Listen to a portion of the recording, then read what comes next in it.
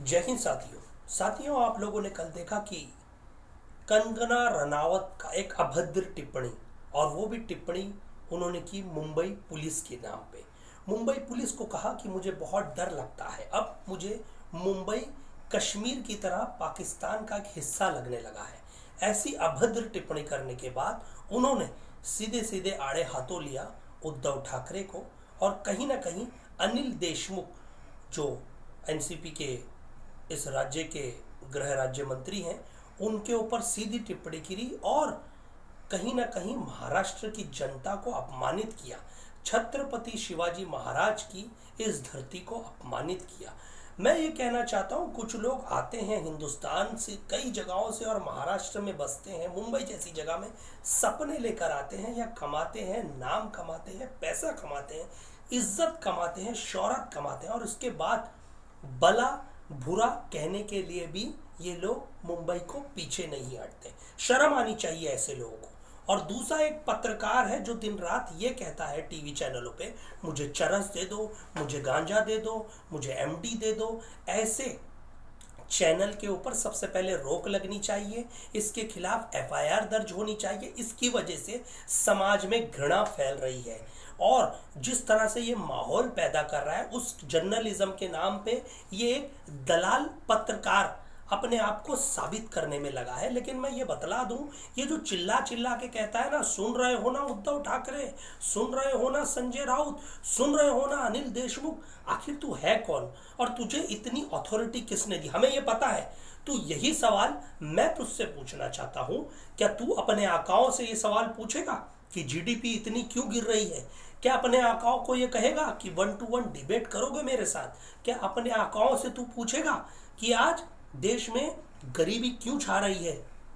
क्या तू अपने आकाओं से ये पूछेगा कि आज देश किस परिस्थिति में जूझ रहा है? ना जॉब है लोगों के पास, कंपनियां बिक रही हैं, एयरपोर्ट बेचे जा रहे हैं, रेलवे को प्राइवेटाइजेशन किया जा रहा है, आखिर क्यों? मैं इससे पूछना चाहता हूं, क्या तू पूछता है अब भारत तुझसे? क्या तू ये भाषा अपने आकाओं से पूछेगा?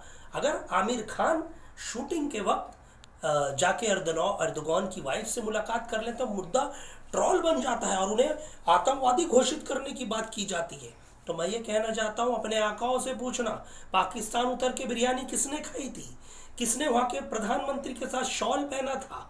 ये मैं पूछना चाहता हूं। ये पूछता है भारत। अगर तू एक पत्रकारिता के नाम पे तू एक बहुत कलंक है, अपमानित व्यक्ति है। तू जैसे के ऊपर सबसे पहले जो अलीबाग में जो तेरे ऊपर 5 करोड़ का बकाया तू पैसे नहीं दे पाया था उस कॉन्ट्रैक्टर को, जो महाराष्ट्र का रहिवासी था, उसका केस अभी तक पेंडिंग है, क्योंकि सरकार का तेरे ऊपर हाथ है और तेरा केस कहीं ना कहीं रोक दिया गया। लेकिन मैं महाराष्ट्र सरकार से गुजारिश करता हूं, इसका केस इन्वेस्टिगेशन होके इसे उसमें आरोपी बनाना बहुत जरूरी है, क्योंकि ऐसे पत्रकारिता की वजह से समाज में और पत्रकारों के ऊपर सवाल निशान उठते हैं। क्योंकि ऐसे पत्रकार, दलाल पत्रकार, जो अपने आप को चंद चिंदी चोर फूटी कौड़ी नहीं, इनकी औकात, इस महाराष्ट्र में रहकर नाम कमाते हैं, पैसा कमाते हैं और उसके बाद इसी धरती को गाली देते हैं। ऐसे लोगों को महाराष्ट्र में रहने का कोई अधिकार नहीं। आज जो एक सम्मानित सीट पर अगर मुख्यमंत्री कोई भी पक्ष से हो, तो मैं ये कहना चाहता हूँ, दिन रात सुशांत राजपूत की न्यूज को इतना उलझाया जा रहा है। दिन रात टीवी खोलो तो रिया चक्रवर्ती, ड्रग्स पैडलर, यही लोग दिख रहे हैं। आज जीडीपी -23 पहुंच चुकी है, उसके लिए कोई आवाज नहीं उठा रहा।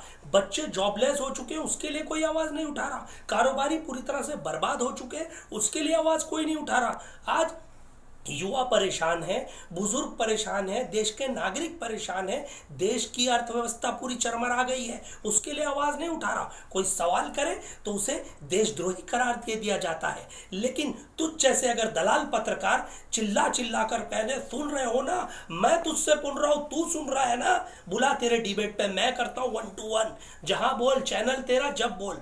याद रख, ये तेरी ये जबान संभाल, नहीं तो याद रखना बच्चा बच्चा तुझे पूछेगा। यही है वो दलाल पत्रकार जो दिन रात टीवी पे बैठ के लोगों को भड़काता था। तुझ पर और ऐसे चार्जेस लगने चाहिए। हेट्रेड स्पीच तू देता है, दंगे तू करवाता है, तेरे चैनल को बंद होना चाहिए। साथ ही साथ मैं ब्रॉडकास्टिंग ऑफ इंडिया से ये रिक्वेस्ट करना चाहूँ, उसके चैनल पे पाबंदी लगनी चाहिए और मुंबई पुलिस का जो इसने अपमान किया है वो कदापि बर्दाश्त नहीं किया जाएगा। ये छत्रपति शिवाजी महाराज की धरती है, उस धरती को अपमानित करने वाले व्यक्ति को कदापि महाराष्ट्र में रहने का कोई हक नहीं बनता। इस धरती पे खाया कमाया और इस धरती पे थूकने का काम तुझ जैसे दलाल पत्रकार कर सकते हैं। जय हिंद, जय भारत साथियों।